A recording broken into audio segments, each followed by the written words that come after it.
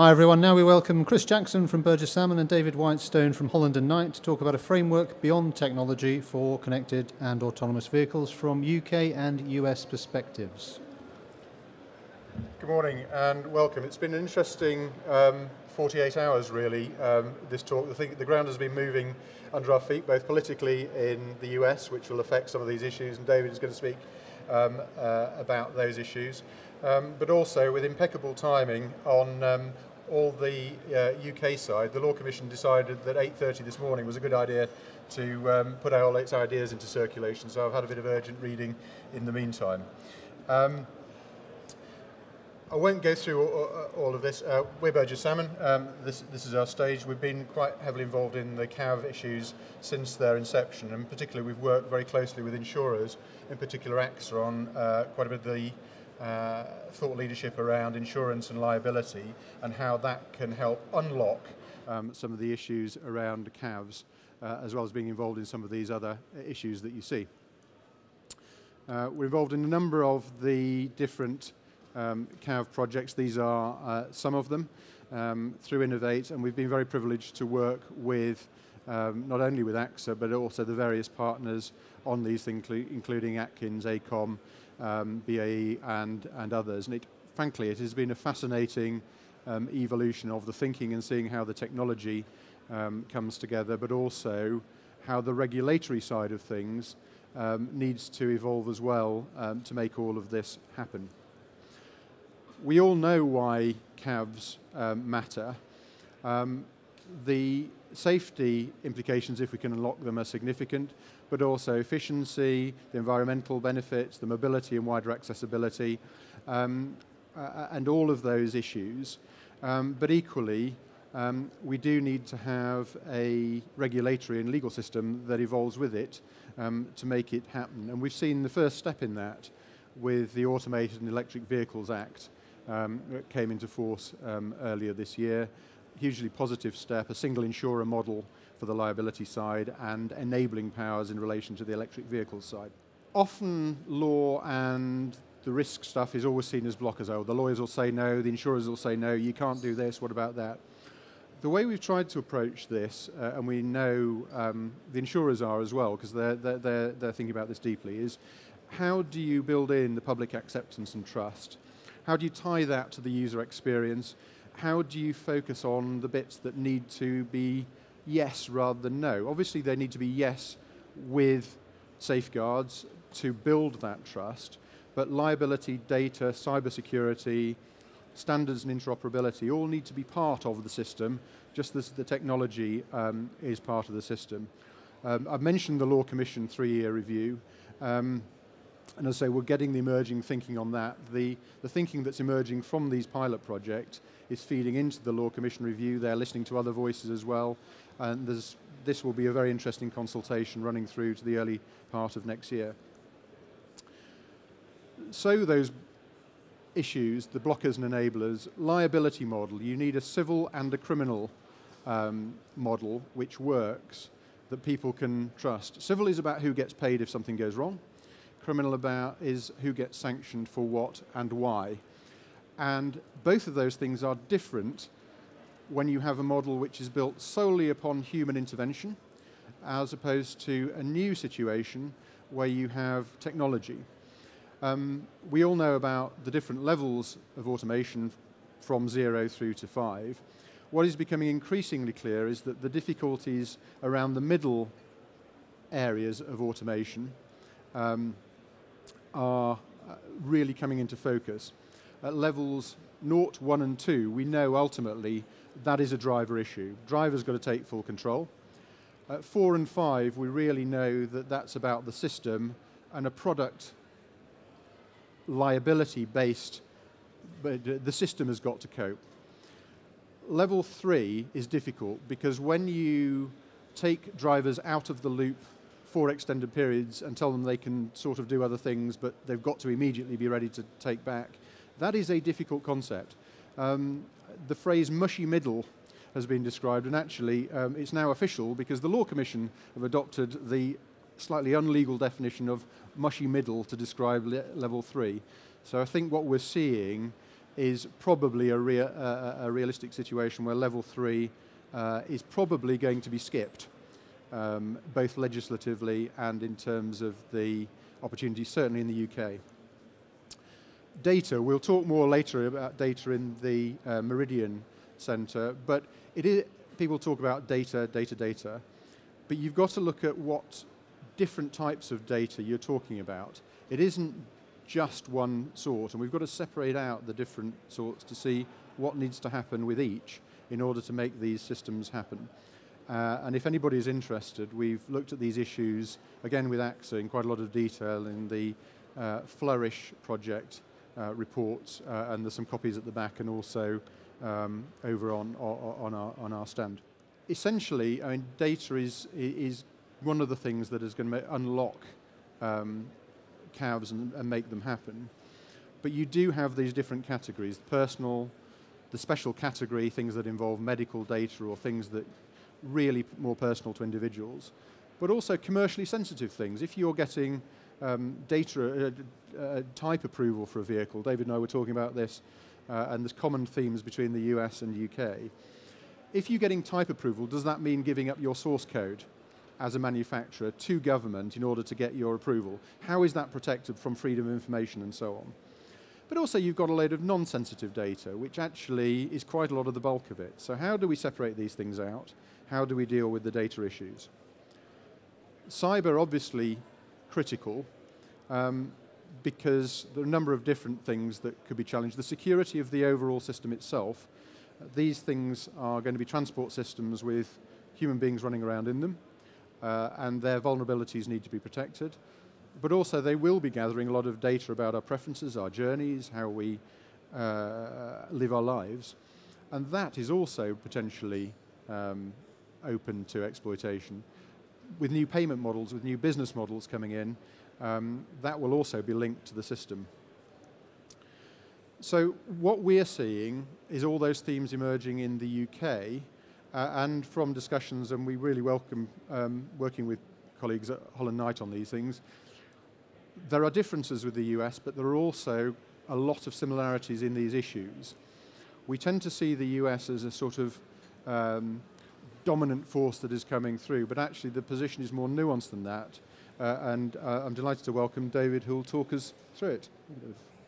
Well, thank you, Chris, and good morning. I'm pleased to be here, and thank you to Burgess Salmon for the invitation to chat with you all this morning about what is happening in the United States as it regards the regulation of autonomous vehicles. As Chris mentioned, I am David Whitestone. I am the chair of our government and regulatory section. I work in Washington, D.C. Prior to joining the law firm some 19 years ago, I worked on Capitol Hill on the Appropriations Committee, specifically for the areas of transportation and transport. So the transportation sector has been my lifelong passion and work. What I thought I would do today, if all goes to plan, is cover three different areas. The first is a little bit about the law firm, which I think will give you some perspective of the role of transport in the law in the US. I'll talk a little bit about where we are as far as the regulation is concerned in the United States presently, and then a little bit more about where we're going. As you can see here, we are a large firm, generally in the United States, with a few lawyers sprinkled in other places. We have 6 core industries which are represented on the slide, and what's interesting about that is the very first industry that the law firm put together as really a proof of concept was transportation. And what we did was we pulled all of the practitioners together who are in the various modes, whether it's highways, aviation, maritime, and those in different functional areas such as litigation, transactional, and regulatory, and pulled them all together so that they were talking with one another to get a better sense of what's happening in the industry. And from a commercial perspective, that allows us to advise our clients a little bit better. But the important thing to me, at least from this slide, is transportation was the first. It's probably the most well built out across all the practices of the firm. And as a part of our transportation sector, we have a autonomous vehicle subsector that essentially mirrors the overall picture, but has a more specific focus on the dawn of the automated vehicle age. What's interesting about the autonomous vehicle area in the United States from a commercial perspective is that it is not limited to passenger vehicles, which is often where we spend most of our time. We see a significant amount of attention these days on trucks, particularly for the platooning across the vast expanses of the middle of the country, in the Midwest and Rocky Mountain areas. Public transit is now beginning to look with earnest at automated vehicles to see, is there an opportunity to increase mobility for the citizens that use public transit? Perhaps it's the last mile, perhaps it is for those who are disabled or otherwise challenged that need different transportation options. We are seeing in the maritime environment, particularly in congested port areas, the ability to use autonomous ships, and that of course is dawning upon us now. And of particular interest recently is our municipalities across the country. Cities and states who are wondering how do they improve mobility? How do they reduce congestion? What is the impact of autonomous vehicles on things like zoning and land use in their communities, and how do they adapt and incorporate autonomous vehicles, which is a completely different way of doing things on how they do things in the US. And then finally, the intellectual property, as Chris mentioned, I won't dwell on that topic, but the protection of the sensitive data that goes into the development of those software systems to guide the cars is proprietary, and of course the proprietary nature of that makes it very attractive. I think the place to start on the second point of the discussion about where we are today in the United States regarding autonomous vehicle regulation really is with the beginning of the country some 260, 270 years ago. After the War of Independence, which I know is a sensitive subject, so I won't dwell on it here today, the United States was governed essentially by the Articles of Confederation, which was a treaty amongst the states. It didn't really work very well. So in 1789, the country got together, at the time 13 colonies, to work out what we call the Constitution. You all are familiar with that. If you think about what was happening in the bubbling cauldron of the United States at that time, you had some states that were very strongly supportive of a central, unified federal government. You had other states, such as mine, Virginia, which really wanted to be left alone so that they could manage their state the way they wanted to, and you had this clash, if you will. And the Constitution was an attempt to try to reconcile some of these different perspectives. And one important context that was put in then, which applies now in terms of autonomous vehicles, was what we call the Commerce Clause. And essentially what it said was, if there is an industry or an opportunity that crosses state lines, the federal government has regulatory authority over that, so that you didn't have 50 different regimes, or at the time, 13, that would be in conflict with one another. It would allow commerce to transit freely across the state lines. That sat well with some, but not all, and it generated some pretty strong feelings at the time. And so as the country began to think about the Bill of Rights, as some of you are familiar with the Bill of Rights, that's what we colloquially refer to as the first 10 amendments to the Constitution. We started with the First Amendment, which was, of course, the freedom of press, freedom of religion, freedom of speech, things of that nature. Second Amendment, the right to bear arms. The Fourth Amendment, which is the right to due process. The Fifth Amendment, most of you are probably familiar with. I plead the Fifth. It's a right against self-incrimination. The 10th Amendment is particularly important to where we are today, and what that said was, if it's not in the Constitution as a federal responsibility, then it's a state responsibility. And that's really where we are today. And it's important to understand that in the context of autonomous vehicle, you have regulatory authorities at the federal level as well as the state level. So if you intend to deploy, you have to be mindful and compliant with both. Now fast forward to the 20th century and automobiles are here. We're beginning to look at automation. The general framework is represented on this slide, and I think it's pretty easy to understand. The federal government is responsible for the vehicle design, because if you think about it, going back to the Commerce Clause, the vehicle itself cannot be changed easily if it goes across a state line. So the federal government's responsible ultimately for how the car or the truck is put together. Those responsibilities are encapsulated into the Federal Motor Vehicle Safety Standards, or the FMVSS, which outlines the specific things that a car or a vehicle must have in order to be safe or deemed safe by the government. The state governments, on the other hand, are generally responsible for the operation of that vehicle. Things like the licensing of the driver as well as the automobile or the vehicle itself. Liabilities, insurance, those are all state issues. So again, if you think about putting an automated vehicle on the road, the federal government is responsible for the vehicle. The states are responsible for the operation of that vehicle.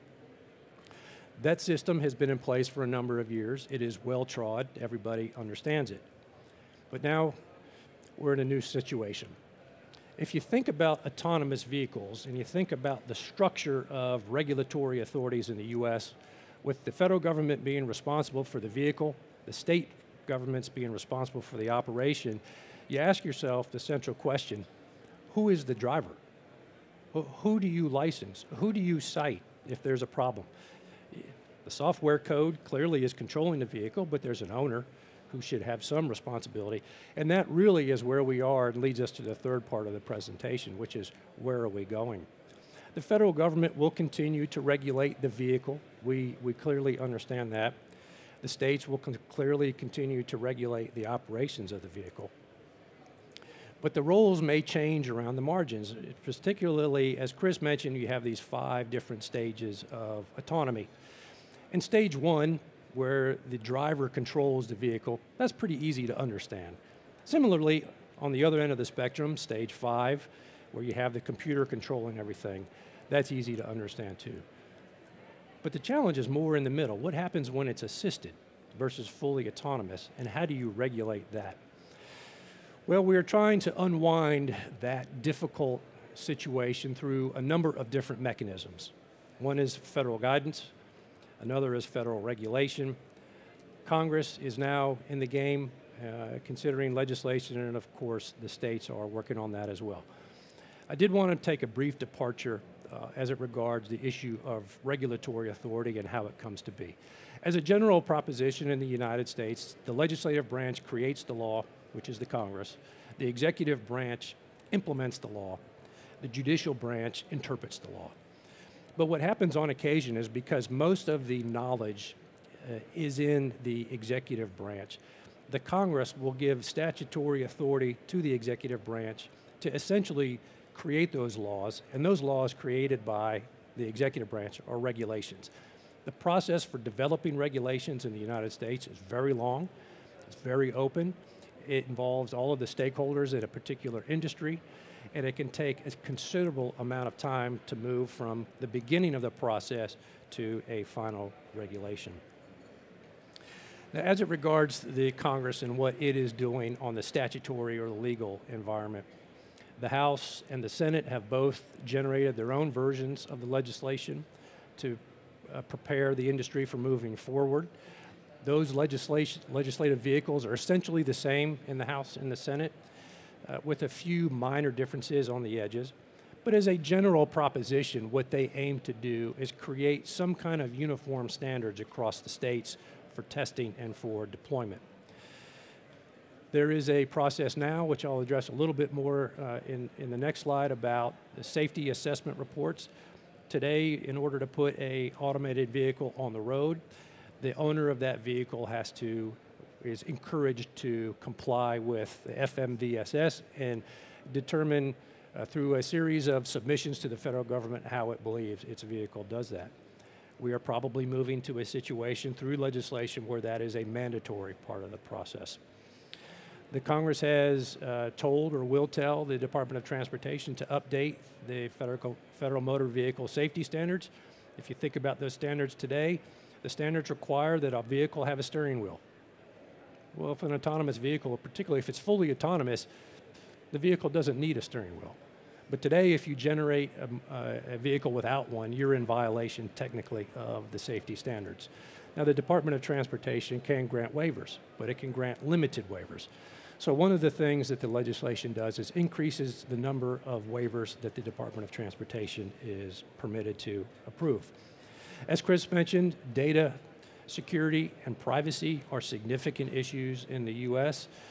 We don't have a GDPR as of yet, although California has implemented their own. So if you are operating in California, you have specific rules there that you must observe as it regards data protection. The Congress is going to try to sort that out so that it's the same rules across all 50 states. Legal issues, I'm surprised that with all the toys here, you guys came to hear the lawyers talk. This particular area of the legal issues is actually a thorny one. As a general proposition in many industries in the United States, if you are a consumer of a service, when you consume that service, you have explicitly or implicitly agreed to the terms of the service as set aside by that particular service provider.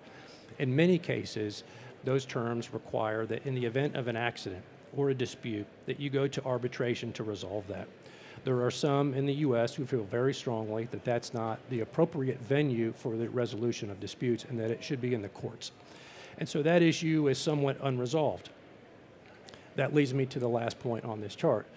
When I put together the remarks, it was before the election. I didn't know what was going to happen in the midterms. We now have some visibility into what's going to transpire.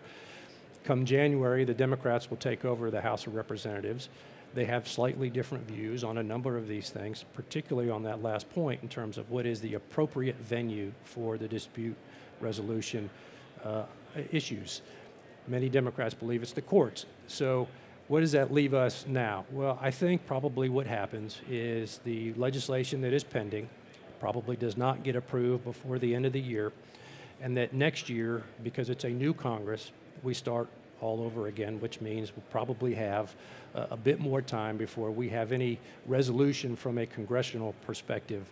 And as I mentioned, the Congress is responsible for the statutes. The DOT, through its existing regulatory authority, has identified a couple of areas that I think you should be particularly interested in. One is involving trucks in the automated vehicle environment. As I mentioned, we've principally been focused on passenger vehicles, but trucks is really a commercial opportunity, and of course that drives R&D in the United States. And then the intent to update the safety standards of the vehicles. The DOT has advised that it is reconsidering that area so that it will consider, does a car need brake pedals? Does it need an accelerator? Does it need the steering wheel? And so those issues will be undertaken, but as I mentioned, they take quite a bit of time. The DOT has also issued guidance. And guidance is a funny thing in the US because it comes from the principal regulatory agency but does not have the force of law.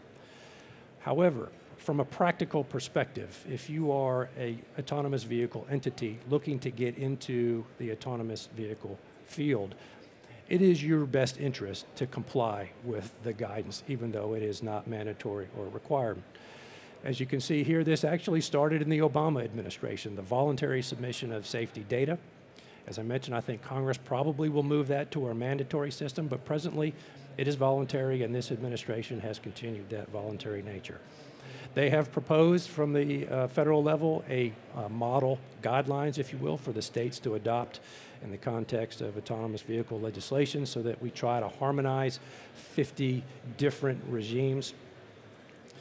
And we also, the Department of Transportation has considered what sort of testing guidance should the states provide? Because, as you know, we have 50 different states with 50 different regimes. And as you can see from this slide, we have 50 states and probably 51 opinions on how autonomous testing should be done across the country. We have some states like California and Arizona, which are very forward-thinking in this regard. And essentially, if you think about America, the Wild West, in those environments, you can do what you want until somebody tells you not to. In other places, they're much more restrictive. States have determined that a vehicle must have an operator's hand on the wheel, which of course frustrates some of the autonomous vehicle testing. And so we have these different regimes that the federal government is trying to harmonize. But going back to that point about the 10th Amendment, the states ultimately are in control of how these vehicles operate. They can only be recommended and guided in that regard. The final area that I'll cover this morning is just a note about infrastructure, and it is particularly timely given what is happening here at this particular event. There are different opinions as it regards how the vehicles should communicate with other vehicles and infrastructure. There are some that favor a short-range DSRC style, others who believe 5G is the appropriate frequency and medium. There is not ubiquity in the environment today for autonomous vehicles about how these things should be resolved. It's a bit of an issue. It's a little bit like a big-time VHS versus beta problem. Which one is going to prevail? The difference being, of course, this is not a $199 machine that you can get from H.H. Gregg's and it's somewhat disposable. These are multi-million-dollar systems that rely on some of these issues. And interestingly, there are some automated vehicle companies that really are somewhat agnostic because they don't believe that their vehicle needs to communicate with other vehicles or with infrastructure because they can see the world from inside the car and have that 360-degree perspective. So that concludes my remarks. I thank you for your attention, and Chris and I will be available to answer any questions that you all may have with the time that we have left. Thank you. Hi, my name is Solomon Satter. I'm from Highways, England. Just for purpose of clarity, I think, is the UK adopting US laws with regards to CAVs? No, there's parallel development of the legislation in each of the different jurisdictions. They are facing common issues, and therefore each is looking at what they and other jurisdictions are doing, but the two are evolving in parallel rather than in combination. Sorry, I have an interest in this space because I think there will be some projects coming out of this. Are we developing our own regulations, laws, standards in this regard? Yes, we are. There's a law, the acts, the UK Act, obviously, Autonomous and Electric Vehicles Act came in, which set out a framework for electric vehicle charging points, plus also the single insurance model. And then the Law Commission report is doing its 3-year review, which doesn't encompass data and cyber, but it does the liability issues. In parallel, there are a whole number of international work streams on, for example, on cyber resilience, for example, which is that's mainly a global conversation. There's a particular subset which is the European standards which are being evolved, but there's a whole load of parallel work streams, and government are very directly engaged in how the law is going to evolve, civil, criminal, regulatory, and so on. And I think in parallel, the US government, as David was saying, are doing something. It is an interesting question because if you think about where we are today in the development of autonomous vehicles, it's a little bit like where the Wright brothers were some 100 years ago with an airplane. We thought at the time an airplane flying 400 feet under power at the beach in North Carolina was a big event. And then it flew from Washington to Baltimore and across state lines. Well, that was a significant issue that had to be resolved. And it wasn't that long thereafter that it flew from one country to another. And each step along the way, the regulatory authorities had to be updated. And we were always a little bit behind the curve in that regard, particularly from an international perspective. In aviation, we have finally caught up. I think in maritime, it's a little bit older as an industry, and so that's ahead of things. And similarly, as Chris said, from an international perspective, there will be an effort to harmonize some of these things so that when a manufacturer of an autonomous vehicle is putting that car together, particularly on the software code, which is the really important part of the vehicle, that it can be used in a number of different jurisdictions. Hi, Michael Dines from the Department for Transport here in the UK. I'm really interested by the point you make about the difference between the federal regime and the state regime here, particularly since the history of American regulation of transport has tended to be quite a contested space with litigation, with public activism like Ralph Nader back in with the seatbelt laws, federal top-down activity. When we in the UK think about infrastructure for cabs, we tend to think of that as being about physical assets. How much do you feel that the legal infrastructure behind this is actually the critical defining factor for how quickly we can get this stuff onto the roads? If you had asked me that question last year, I would have advised that the legal aspects of autonomous vehicles is probably not as important as the practical aspects of developing the software.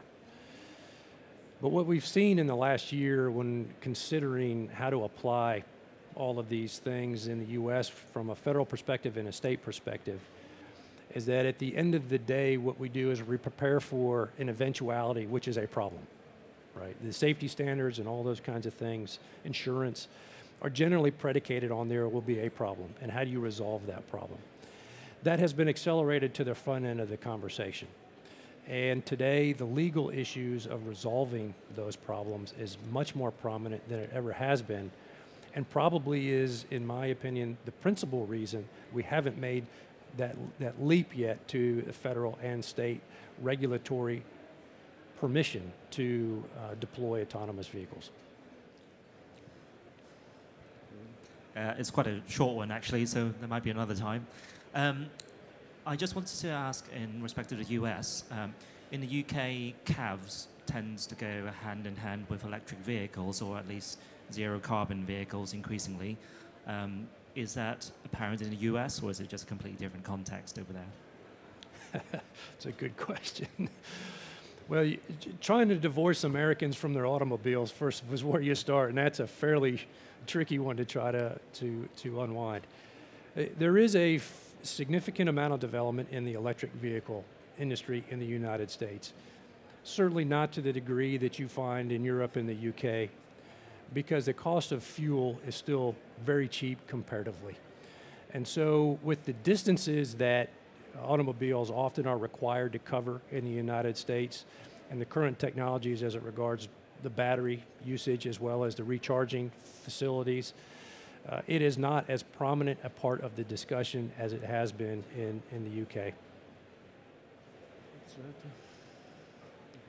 I was just going to say, as it is difficult to decide who should be the driver of an autonomous vehicle, do you think it's the passenger's responsibility to bear that right when he or she is in the vehicle?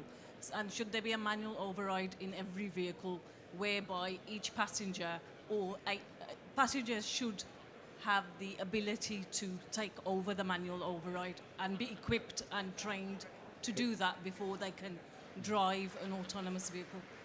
Well, you know, be a passenger in an autonomous vehicle. It's a very timely question, and actually very prescient, because in the Law Commission's paper that they've released this morning, they've introduced a new concept, which is the idea of the user in charge, which they're proposing is an entirely new concept. This is a consultation paper, and what they identify, of course, is I think the way this is going is that level 3 vehicles are difficult because they're the ones where you're disengaged, but you might be required to re-engage very quickly, leaving aside who that is. And I think what we'll see is what they're talking about really is at level 4 and 5, you're moving potentially, not for all classes of vehicles, but to some with almost a super specialist user. But what they flag is actually you've got to balance out carefully that the risk of getting somebody involved, whoever the user in charge, whatever you're going to call them, after a lapse where they're not being engaged in the loop can take tens of seconds. And actually that you may, in probability terms, increase the risk significantly and impose an unfair burden. So that is one of the questions in this they've identified as an important consultation question for the reasons that you outlined. The U.S. is, I think, in a slightly different procedural posture, if you will. As Chris mentioned, the general understanding of autonomous vehicles is that it will increase the safety on the roads, where you have a computer making a decision, which some believe will reduce the number of accidents.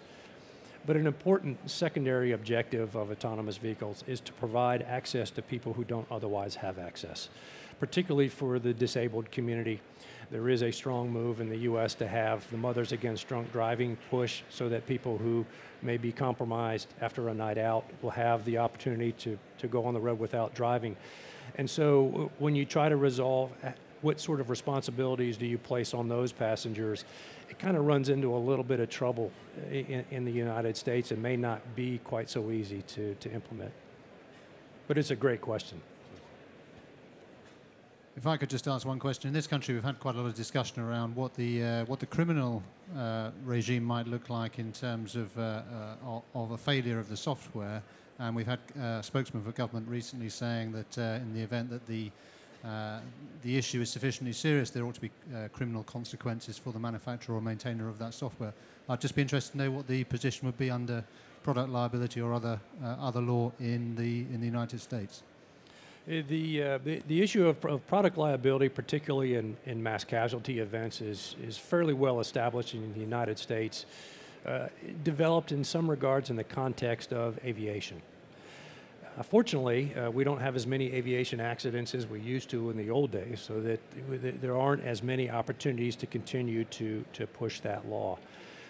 I would expect that the states will still continue to have jurisdiction over those issues as it regards the implementation of product liability laws, notwithstanding the federal government's attempt to try to harmonize some of those laws.